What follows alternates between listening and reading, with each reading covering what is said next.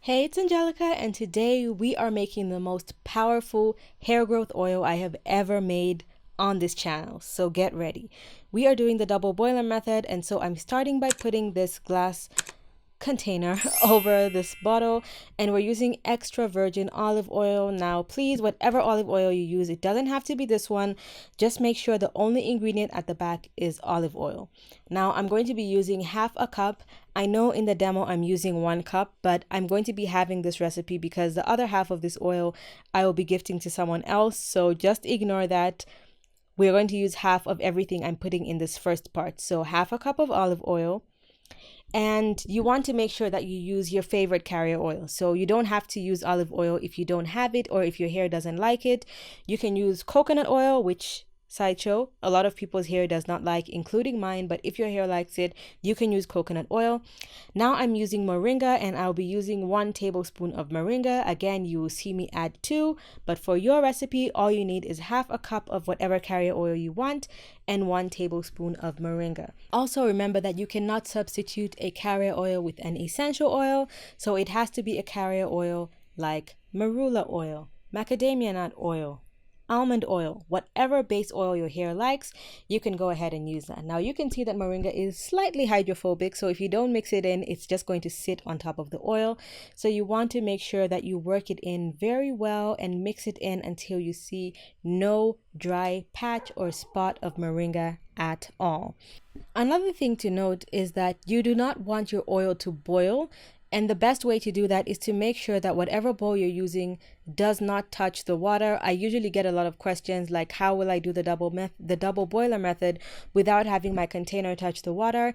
If you saw at the beginning, there's a huge distance between the water, so even if it was boiling at full force, it would not touch the bowl. You just want the steam to heat it up, and the reason why you don't want the oil to boil or overcook or burn is because certain proteins get denatured at various temperatures. Usually around 90 degrees is when things start to get damaged, whether it is in the moringa or in the oil. So you don't want to risk any of that. You just want it to be hot enough to infuse all the nutrients from the moringa into the oil. So you can leave this on for about 10 to 12 minutes and stir occasionally. Now, while that's getting heated up, it is time to get some, yes, you guessed it, my new favorite ingredient, rosemary, one of the most essential and heavily researched natural hair ingredients that you can use for hair growth across the board. It doesn't matter if you're white, black, Asian, curly hair, straight hair. It does not matter, man or woman. Rosemary is amazing for hair growth. They all have different benefits, and that's why I'm getting different benefits of different oils and ingredients that we can use in this oil. Now, like I said, this oil is not for the faint of heart, okay? It doesn't have 1 ingredient. It doesn't have 2 ingredients. It has quite a few. I do have easy recipes on this channel with only 1 to 2 ingredients, so please feel free to check those out. So now it had been about 14 minutes, and I just mixed that oil one last time and took it off. And now it's time to put another bowl of oil. As you can see, this water is also not boiling very violently.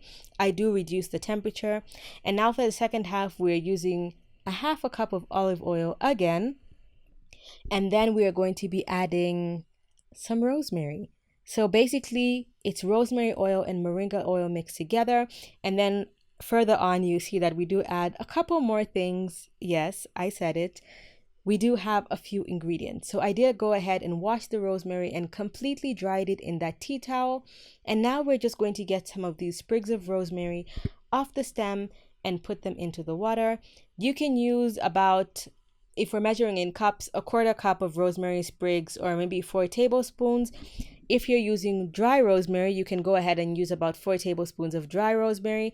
Honestly, whichever one you can find is what you should use. So if you have dry rosemary, use that. If you have fresh rosemary, use that. Also, if you're planning to keep this oil for a very long time, I highly suggest you use the dry rosemary, because the fresh rosemary will definitely shorten the shelf life of your rosemary oil, meaning it would go bad or ferment much faster than using dry rosemary. So please do that if you want to keep it for a very long time. Make sure that your rosemary is completely submerged into the olive oil so that a lot of the nutrients can be perfectly extracted out of it. Again, we do not want this to boil. We just want it to be nice and heated up, and at a certain point you're going to see a little bit of like bubbles around the rosemary sprigs, and that's the hottest it's going to get. There'll be no simmering or boiling. Again, we don't want anything to be denatured, so it's just going to heat up enough to extract the nutrients. So now I know some people literally have no access to rosemary compared to the comments on my last video. A lot of people said, oh, my store doesn't have rosemary, I don't know where I can find rosemary. If you cannot find any fresh or dry rosemary or even powder, the next best thing I can suggest is Rosemary Essential Oil. It is not exactly the same as this, which is more of like a rosemary oil extract, but the benefits are so similar that you honestly just need to choose which one you prefer, whether it's essential oil or just a regular oil. So if you're using the essential oil, you don't have to do this entire part. You can just either do the 1 cup in the moringa stage, or if you just need a little bit, just make half a cup. Okay, so now you can see that the rosemary is kind of getting like a brownish discolored green color, and that's how you know that it's done enough, and it's starting to look slightly cloudy, which you see a little bit more after it sits. So now I just put the rosemary oil down with the moringa oil just to sit, and I left this overnight and covered it with those covers that allow enough air in to not let anything fall in, but also to let it cool fast. So I did leave it under these covers overnight, and the next morning you see that the oils look even a little bit thicker. The moringa oil looks a little greener. The rosemary oil looks very nice and cloudy, and that's how I know that it is perfectly infused exactly the way I like it. And then now it's time to decant and add all the other bells and whistles, okay? So now I'm getting my strainer just to make sure that no rosemary actually falls into the jar, and I'm just straining it into the glass bottle. Now you can use metal if you don't have glass, and for the last option you can use plastic. I don't recommend using plastic, but if it's the only thing that you have, you can go ahead and use plastic. Just please do not put the oil in it when it's hot, because that is the worst thing you could do. You could put really warm oil in glass and nothing would happen, but I just put it when it's cold. And now at the top of my strainer, I'm just making sure I press down all those rosemary sprigs, because I do not want to waste any of the rosemary, okay? So now after this, it's time for stage 2. It is time to add in the moringa oil. Now I love moringa oil. It is the oil that I saw the most changes in my hair with before I started using rosemary oil. It is extremely beneficial for hair growth. And again, moringa powder can be found at your local health store. And if you can't find it there, I would suggest checking Amazon, because I'm pretty sure they sell moringa powder on Amazon. So I strained that in. I know you can't see the strainer, but I strained it in, and now it's time to add some peppermint oil. This is almost finished, so I put about 20 drops of that. And then we're adding tea tree oil. Don't worry, I'm going to give you all the benefits during the application process. You want to put about 15 to 20 drops of peppermint oil again. Now for these essential oils, again, if you don't want to use as much as I am, because they're quite strong, you can use half the amount. Now I'm adding 2 tablespoons of castor oil as well. I could have added more, but I don't want to make the oil exceptionally thick, so 2 tablespoons is just enough. So basically together there's a cup worth of oil, and then 2 tablespoons of castor oil, sorry. Now I'm adding some fresh sprigs of rosemary, and what you want is actually for the rosemary to be completely submerged in the oil so that it can prevent oxidation and making the oil go bad. And after about 2 days, I will take these sprigs of rosemary out. But for now, I let them just hover above the oil because it's slightly aesthetically pleasing, and if I submerge them, you wouldn't be able to see them. Now I poured that oil into this little glass bottle with a dropper, because this is what I'm going to be using to apply to my hair. And since I really prefer keeping my things in glass jars, the oil will just be so much easier to apply from this little bottle. It's actually an old skincare serum bottle. So now it's time for application. As you can see, my hair is in braids as usual. My hair is slightly shorter than usual, but the healthiest it has ever been, because when I did my silk press, I did a huge trim. And here's the oil in natural light. You can see it's still got this rich dark green color. And we are going to start with the application. So with the application, I start by first applying the oil to every place where you can directly see my scalp, which is in between every line of all my braids. And once I've put it down all the lines of my braids that I can see, You can see that these are huge braids, so the gaps in between are very small. I will go ahead and put the dropper in between my hair so that I can drop a couple of drops of oil. You do not want to use too much. All you need is a little bit of oil on the scalp, and that'll be enough to do the job. You do not have to soak your hair in this oil.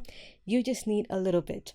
So now let's get into the benefits and the reasons why you need to use this oil, because it will change your life. By the way, it takes about 2 to 4 weeks for you to start seeing a difference, and it will take 2 to 3 months before you see like a noticeable difference where maybe someone else aside from you can tell a difference. Okay, so let's start with rosemary oil. The benefits of rosemary for hair growth are: 1, it works for every single hair type, as does everything else in this recipe, except possibly castor oil. If you have extremely fine and like thin hair, it might make your hair a little bit heavy, so you might want to only do that on your wash day. But everything else works for all hair types, whether you are relaxed, natural, white, black, Asian, it doesn't matter. This will help boost your hair growth. It makes your hair look shinier and stronger. It is the most researched oil out of all the natural ingredients.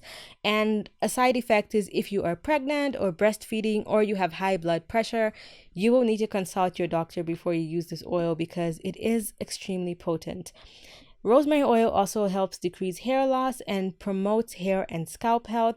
It inhibits hormonal changes that lead to hair loss. It improves the circulation to your follicles and decreases the inflammation of your scalp, which can really cause hair loss. It also helps dilate your blood vessels so that there's enough space for the oxygen and blood to rush to your scalp.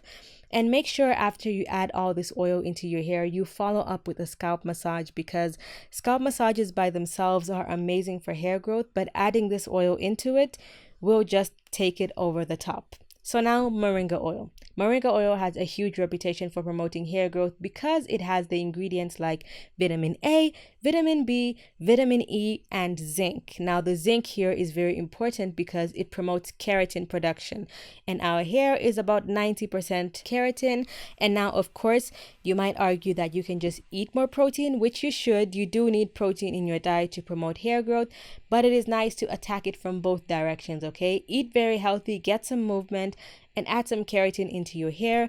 But I will say the keratin in moringa is usually not that much to make your hair hard, or if you're protein sensitive, to affect your hair in that way. But if you have never used rosemary oil by itself or moringa oil by itself, I would highly suggest you try them separately in order to not waste your time or waste your money. For me, I know both work exceptionally well on my hair, hence why I'm mixing. And you also might be wondering, Angelica, you always say natural ingredients are highly unstable. Why are you mixing these two together? It's because I've done my research and I know that these oils that I've mixed specifically in this video work amazingly well if you mix them together. But like I said, if you know that your hair doesn't like one of them, just take it out or substitute it for something else that you know your hair likes. Now, also peppermint oil is amazing for stimulating the scalp. It gives you that nice cooling, tingling feeling on your scalp, as does rosemary. And then the tea tree oil is also antibacterial or antimicrobial. And then the castor oil is amazing for making your hair thicker and fuller and stronger. So all these together will pack a punch and give you literally the most amazing hair growth oil you have ever tried. You will not believe it when you try this. If you want more videos like this or to see any of my previous videos, please click on the side of the screen by hitting my face to subscribe and watch the 2 videos on the other side of the screen if you'd like to see any of my older videos. Thank you so much for watching, and I'll see you in my next one. Bye!